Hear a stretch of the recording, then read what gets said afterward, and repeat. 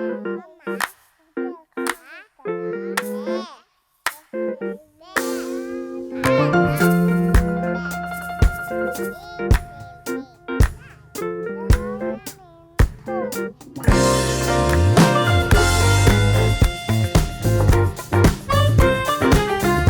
my friend, and welcome to week 5 of my pregnancy. I'm excited to share this week with you. It has been a pregnant week. I feel very pregnant this week. The symptoms are kicking in strong, especially these last couple days. And first of all, elephant in the room.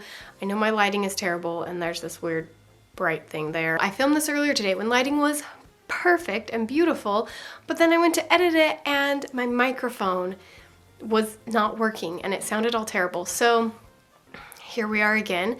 It took me all my energy to film the first time, so now we're trying it again and it's just been a day. So speaking of, I'm exhausted. That is a pregnancy symptom so far, and I seriously am just so tired all the time, and I just want to lay down all day long.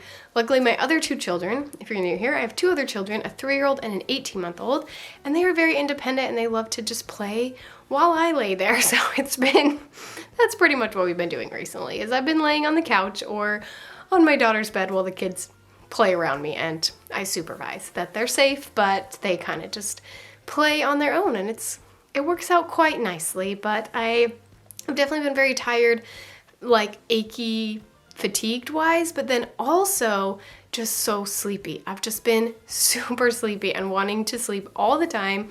I want to take naps, and I'm not a nap person. Another thing that's gotten worse this week is my nausea, my morning sickness, as they call it. Who invented that word?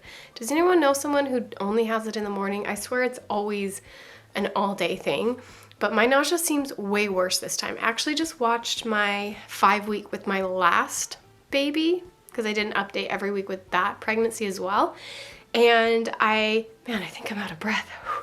Maybe that's a symptom. That is something I talked about in my last one. But first of all, I was super awkward, so hopefully I'm not that awkward on camera anymore, but maybe I still am. I don't know.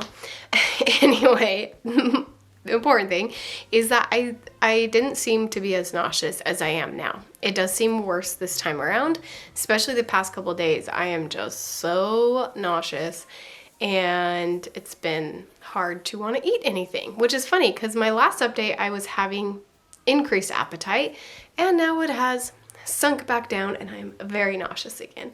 And those are probably the 2 main symptoms that I've been dealing with this week. I haven't had any cravings. I haven't really had any aversions either. I definitely have a stronger sense of smell, but nothing that's like poking out as something that doesn't sound good. Pretty much nothing really sounds good right now. So it's not really that I'm having aversions from certain foods, just not really wanting anything. However, I really should not complain because I have friends and family members who have, I think it's called HG, where you have very severe nausea and throwing up all the time, and you are in the hospital and IVs and stuff, and maybe that will happen, but so far with my other 2 pregnancies, I did not have it that severe. So it really is not that bad, and I am really good at dealing with nausea. It's also very exciting, and I love feeling these symptoms because it means baby is in there snug and tight, and baby is safe, and baby is healthy because I'm feeling more sick. I've had miscarriages in the past, and I know what it feels like when you just all of a sudden don't feel pregnant anymore. And so when I feel pregnant and I feel sick and I feel all the pregnancy symptoms that, yes, sometimes I want to complain about, but really I'm so happy that I have them. It is so fun for me to feel symptoms for a good reason. If you haven't been here before, you may not know this, but I have multiple chronic illnesses. That's what my whole channel is about. You can learn about all my chronic illnesses all over my channel, but I am always sick. I'm always fatigued. I'm always achy. I'm always nauseous. I always have GI issues, all the things. But when I have a reason for it, man, it is so beautiful. I love having such an amazing reason for my symptoms. Also knowing it's temporary is quite lovely because everything else I have is not temporary. And so even though, you know, I feel all these kind of pregnancy type symptoms when I'm not pregnant, so when I'm pregnant, it's like times 2 or more that I feel these symptoms. I just love it so much. Speaking of living chronically ill, I've had friends and family ask me, and you'll probably ask me as well, I'm guessing. I haven't announced it yet at the time of filming this video, but my guess is the questions will come in. Why in the world would you have another baby? I have 2 children, like I mentioned, and they will all be about 2 years apart. So I'll have an August, a September, and an October baby. And so people are wondering, if you're sick all the time, first of all, can you even handle another one? And why? Why would you have more? I was so sure I was done like a year ago. If you ask anyone who knew me, I probably even said it on here because I was so sure that if we were to have more children in the future, I would go a different route. Maybe adoption, maybe foster care. I would do something else, which I'm still totally open to in the future. But that's what I thought going forward. I just didn't think I would have another due to my health, due to I wanted to be a really good mom to 2 kids and not a crappy mom to 3 or 4 kids. So I thought, you know what, 2, we have one of each gender. I think we'll call it good here.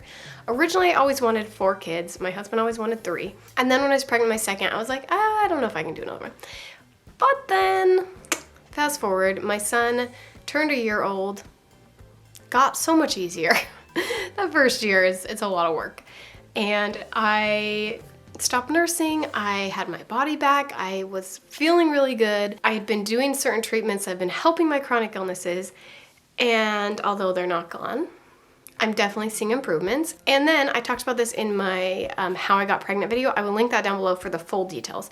But basically, I had had some fertility issues with PCOS and endometriosis.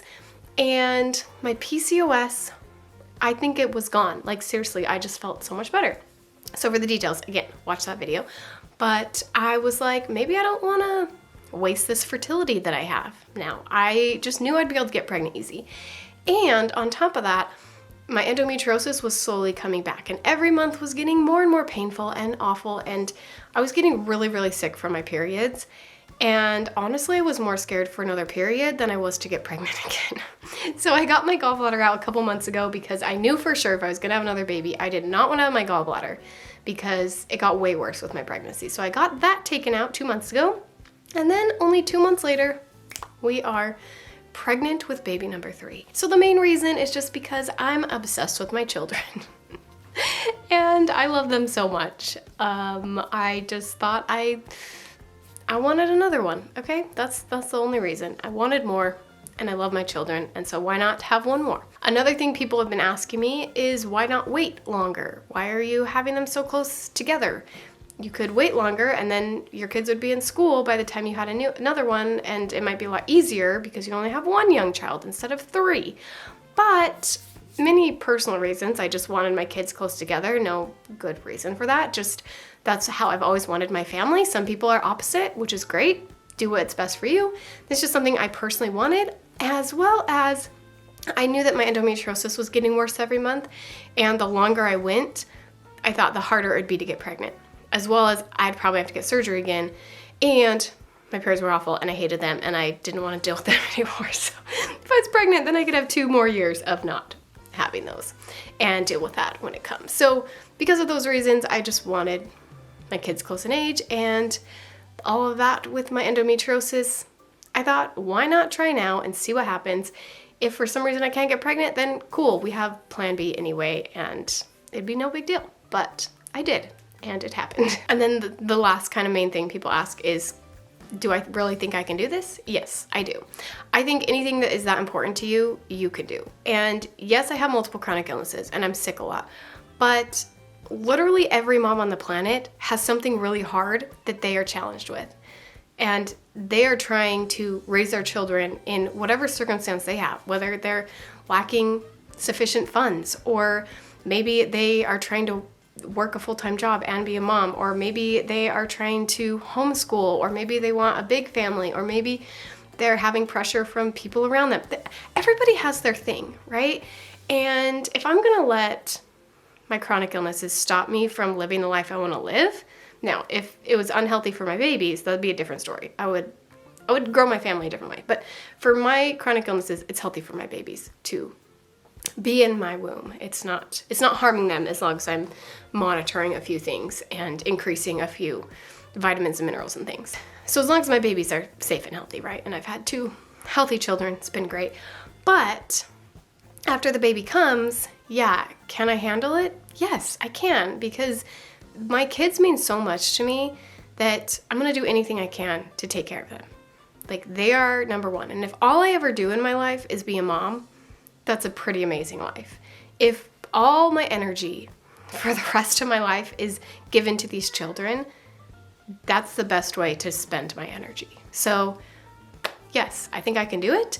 I 100% have confidence in myself. I think it will be hard, but I think every mother has hard times. I think people who don't have children have hard times. Everybody has their own stuff, but we get to decide what we do with those challenges. So hopefully that answers some of the questions that I'm guessing will come up, but I'm sure you have more. Leave them in the comments below. I'm happy to answer any question. You guys know I'm an open book, happy to share anything that you want to know about this pregnancy and future babies. And if you have any more specific questions about why I'm having kids or all the things, let me know in the comments and I'll be sure to address it in another video. And last but not least, let's get on to my app. I use the Ovia app, Ovia, and it tells me all about my pregnancy. So let's see what it says.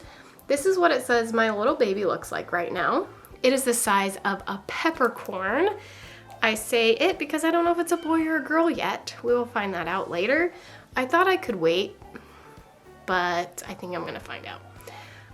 Okay, so baby number 3 is still an embryo and continues to develop. It is teeny tiny, the size of a peppercorn, but it is growing like wild, nearly doubling in size each week. That is crazy, doubling in size every week. Your baby's developing neural tube, which will become the brain and spinal cord, has recently grown a little tail. So your baby looks like a little tadpole, but soon will disappear back into the spinal cord. They also have a number of amazing organs and bodily systems that are continuing to develop, like their digestive system, stomach, liver, nervous systems, and their brain. Also, baby number 3 is full of heart and its circulatory system is under construction, and their heart is already starting to form its different chambers. In fact, the heartbeat may even be able to be shown on an ultrasound by the end of the week. How people don't say that is a human life, I'm sorry, but that blows my mind. That is a freaking human life. Its heart is working, even if it's not beating by the end of the week. Oh my gosh, it is forming its circulatory system. That is a human life, my friends. So as for mama, it says that you may have hormones in your body, including sore breasts and frequent urge to pee, all of which is normal. Oh, speaking of, I have had I talked about this last week, but still just feel like I get angry so fast. I'm just like this walking rage ball. So you see me on here and I look all nice and happy and then I turn it off. I don't know, this baby wreaks havoc on my hormones and makes me so angry at the smallest things. So I'm just having to do lots of deep breaths and feel my feelings and allow myself to calm down because I feel like I just get angry so fast, those hormones. Okay, it also says morning sickness or nausea is also pretty common in the first trimester, usually decreases by the end of the first trimester. They're trying to keep us positive, but man, we still got a while. We're only in week 5, so we got a minute for that. It says to eat small snacks throughout the day, avoid trigger smells, take your prenatal vitamin with food, and have food or drinks with ginger. Keep hydrated and get plenty of rest, and that should help the nausea and morning sickness. And practice good habits such as exercise, eating nutritious food, and making sure you have a prenatal. If you are pregnant and it's your 5th week as well, let me know down below in the comments, what symptoms are you experiencing right now? Are yours similar to mine? Are they completely different? Let me know what you're experiencing. Hopefully you're subscribed. If not, please do so you don't miss any of my pregnancy updates. And I will see you next week as we move along through this pregnancy.